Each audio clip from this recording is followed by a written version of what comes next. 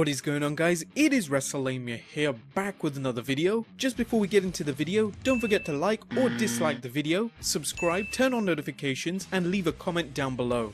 Around 1996, WCW finally caught up to its main rival, the WWF, by intentionally going head to head with them on Monday night. The direct competition spawned the Monday Night War, where both WWF's Raw and WCW's Nitro would go head to head. For the most part of 1996 and 1997, WCW dominated the war, and that was partly due to the extensive roster they had at the time. But not all of them managed to reach the heights of Hogan and Goldberg, and for the main part of their stay, they were mid-card wrestlers, i.e. not quite Hogan, but definitely not El Dandy. Who are you to doubt El Dandy? Because this guy's a serious professional. But what happened to these wrestlers, as we look at 10 mid-card WCW wrestlers and where they are now. Number 1. Norman Smiley. It's a quote that might surprise some fans, but Dean Malenko once said, "Norman Smiley was extremely gifted. He excelled in the art of holds and counter holds, a purist when it comes to wrestling. Impressive, but understandable, since he was trained by the man of 1,000 holds himself, and by both Dean Malenko's father, Boris Malenko, and the late great Karl Gotch." Smiley joined WCW in 1997, wrestling primarily on WCW Saturday Night, and being a jobber to the stars. That is until Smiley gyrated his hips, in that compared to riding an imaginary horse, and dubbing it the Big Wiggle. He began a heel turn shortly after, and entered in a feud with Chavo Guerrero Jr. But Smiley's dancing and comedy antics soon turned him face once more. In late 1999, Smiley turned into Screamin' Norman Smiley and entered the hardcore division. He would often cower in the matches though, and don full hockey or football gear to prevent him from being hurt from the weapons. Nevertheless, Smiley was a two-time hardcore champion. He remained with WCW until its buyout from the WWF in 2001, but his contract was not picked up. Instead, Smiley went on to the independent circuit and wrestled in the short-lived X-Wrestling Federation and World Wrestling All-Stars, as well as wrestling occasionally in TNA. During this time, Smiley had several tryout matches with the WWE, but was unable to get signed. He managed to get a better run in TNA in 2006, teaming with Shark Boy and even defeating LAX in an upset win. The run didn't last long, however, as Smiley transitioned into a trainer at WWE's developmental territory, Florida Championship Wrestling, and even acting as an on-air lieutenant general manager of FCW. Presently, Smiley currently works as a trainer for the NXT roster in the WWE Performance Center. Number 2. Glacier. Promos such as "Our world is about to change" and "Blood runs cold" mystified WCW fans during 1996. After 5 months of pure hype and build-up, Glacier emerged, a gimmick taken on by Raymond Lloyd. Upon his arrival, fans noticed the immediate rip-off of Sub-Zero from the Mortal Kombat series, which was immensely popular during the early to mid-90s. Glacier would have an incredible entrance for the time, complete with strobe lasers, blue lights, and even fake snow falling in a dimly lit arena. All of Sub-Zero's resemblances were there, from the blue mask covering his mouth, blue contact lens in his right eye, and even his karate-like moves. The gimmick proved costly, however, as WCW producer Keith Mitchell told his entrance cost $400,000, with an additional $10,000 being spent on a specialist technician who had to be flown in every time a full entrance routine was deployed. This didn't even include his wrestling outfit, which cost a reported $35,000 on top, making this probably one of the most expensive gimmicks of all time. WCW would later introduce Mortis and Wrath as other Mortal Kombat style wrestlers, and would engage in a feud with Glacier. Despite maintaining a 12-month undefeated streak and an extravagant entrance that not even top-billed wrestlers would get, he would remain a mid-carder and at times be even demoted lower, becoming jobber to the stars before feuding with Perry Saturn. The Glacier gimmick would be dropped in 1999 and he would reappear as Coach Buzz Stern, but that was quickly shelved. By November 1999, Lloyd was released.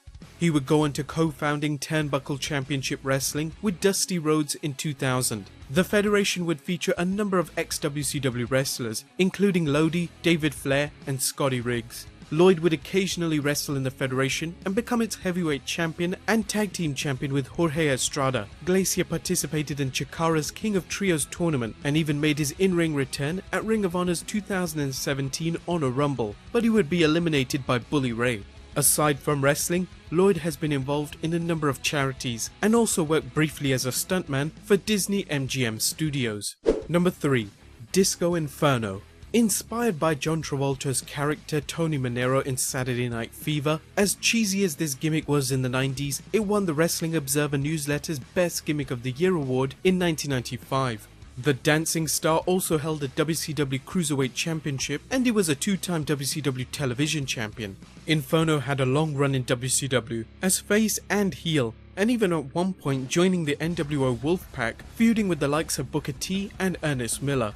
After this, Inferno would be part of the Mamelukes and turned into Hip Hop Inferno, joining the Filthy Animals. After WCW's closure, Inferno worked for a substantial number of different promotions, most notably World Wrestling All-Stars, where he not only worked as a wrestler, but a booker.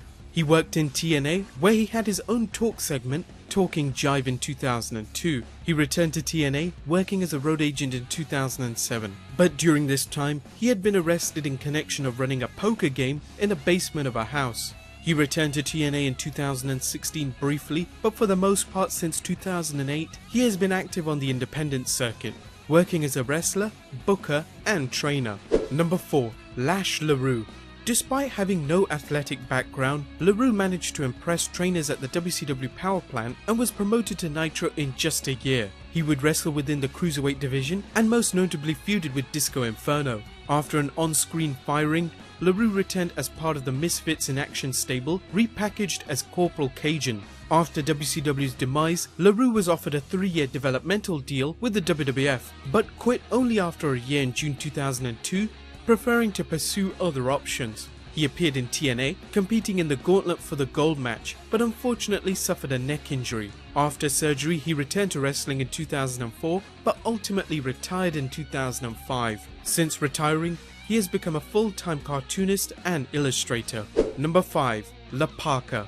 The Mexican luchador was best known for his skeletal outfit and always carrying a chair down to the ring. Even though most of his time was spent in the Cruiserweight division, he faced a number of heavyweights, including Bill Goldberg, who managed to injure him, tearing his ACL while receiving a spear. After the idea that La Parka's voice would be dubbed over in interviews, he left WCW in 2000 and headed back to Mexico, where he had still been a hit thanks to his double La Parka Jr., who had been wrestling in Mexico to capitalize off La Parka's success in America. He continued to work in Mexico's biggest wrestling promotions, including AAA and CMLL, but he recently left CMLL for quote-unquote violating the rules of CMLL by insulting the Arena Mexico crowd. Number 6. Wrath. Brian Clark was well known in the WWF as Adam Bomb, but left the promotion in August of 1995.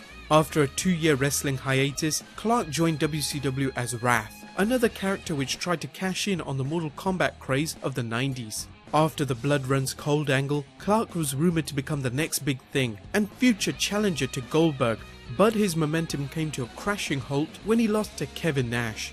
After an injury tearing his ACL, Clark would return to team with Bryan Adams as Chronic, becoming members of both the New Blood and the Millionaires Club. Although not immediately, the team was signed on after WCW's demise, entering in a feud with the Brothers of Destruction. After their short run in the WWF, Clark wrestled on the independent circuit until 2003, but retired due to injuries. In July of 2016, Clark was named alongside the many wrestlers involved in the class action lawsuit filed against the WWE for concussion-related injuries. You can learn more about the lawsuit in a Behind the Titantron episode by clicking the link in the corner. Number 7. Ernest Miller. Miller made his WCW debut all the way back in 1997, saving Glacier in a 2-on-1 attack. Miller would take on the moniker The Greatest and trash talk his opponents. Miller's smack talk, as well as his victories in the ring, were soon punctuated by the Cat slipping on a pair of bright red shoes and busting a few moves out of James Brown's playbook. Miller remained a popular star right until the day WCW closed its doors. Unfortunately, Miller was not picked up by the WWE immediately. He did, however, debut in October 2002 as an announcer on WWE's Velocity. He eventually returned in a wrestling capacity and participated in the 2004 Royal Rumble, but was released in February of the same year.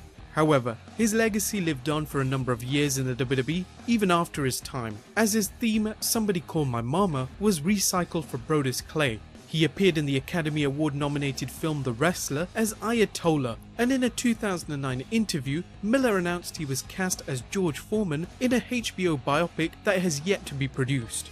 Number 8. Scotty Riggs. One half of the Tag Team American Males, he and Marcus Bagwell managed to capture the WCW Tag Team Championship, but only managed to hold it on for 8 days before losing it to Harlem Heat. The team, however, disbanded in 1996 and the former partners entered in a feud with each other. Riggs then joined Raven's flock and remained with them until the flock disbanded.